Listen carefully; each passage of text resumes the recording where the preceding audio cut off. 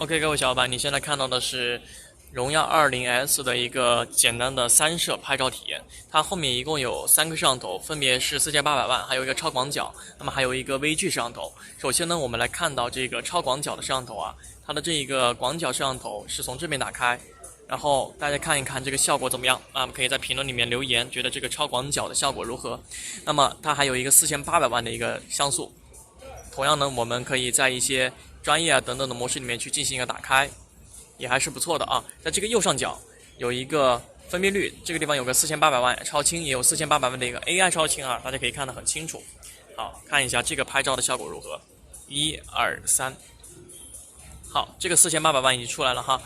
我们放大，再放大，再放大，可以看到整体而言效果呢还是比较 OK 的。那这个价位段，好，我们来说一下它这个价格呢是1899元起步，6加128，8加128呢是2199。它的前置摄像头呢还是不错的，有着3200万的一个前置自拍，包括一些你平常要用来美颜等等的一个效果呢，应该还是可圈可点的。